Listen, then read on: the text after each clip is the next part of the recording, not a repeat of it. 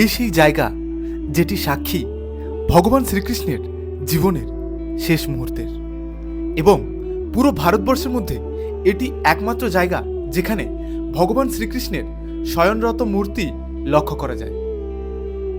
চলুন আজকে আমরা জেনে নিই কেন এই জায়গাটি ভগবান শ্রীকৃষ্ণের জীবনের শেষ মুহূর্তের সাক্ষী।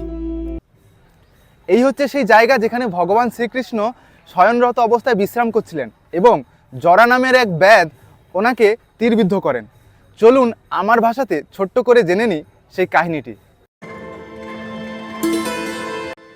মহাভারতের সময়কালে কুরুক্ষেত্রে যুদ্ধের পর সর্বকুলহারা মাতা গান্ধারী যুদ্ধের কারণ হিসেবে ভগবান শ্রীকৃষ্ণকে দায়ী করলেন। পুত্রহারা শোকে রেগে মাতা গান্ধারী ভগবান শ্রীকৃষ্ণকে অভিশাপ দিলেন, কুরুক্ষেত্রের যুদ্ধে যেভাবে পাণ্ডব এবং কৌরবেরা নিজেদের মধ্যে লড়াই করে নিজেদের বংশকে ধ্বংস করেছে, সেইভাবে যদুবংশরাও নিজেদের মধ্যে লড়াই করে ধ্বংস হয়ে যাবে। সেই মতো দ্বারকাতে যদুবংশরা নিজেদের মধ্যে লড়াই শুরু করে। সেই অন্তকলহে চিন্তিত ভগবান শ্রীকৃষ্ণ এই জায়গাতে এসে একটি পিপল গাছের নিচে শয়নরত অবস্থায় বিশ্রাম করছিলেন।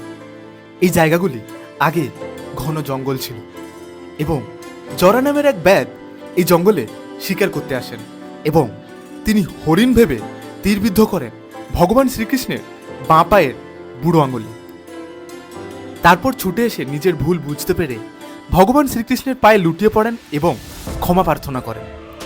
ভগবান শ্রীকৃষ্ণ বললেন, চিন্তা করো না, তোমার কোনো ভুল নেই।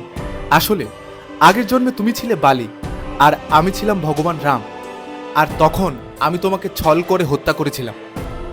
তাই সেই মতো এই জন্মে তোমার হাতে আমার মৃত্যু লেখা ছিল। আর তাই পুরো ভারতবর্ষের মধ্যে শুধুমাত্র এই জায়গাতে ভগবান শ্রীকৃষ্ণের শয়নরত মূর্তি লক্ষ্য করা যায়।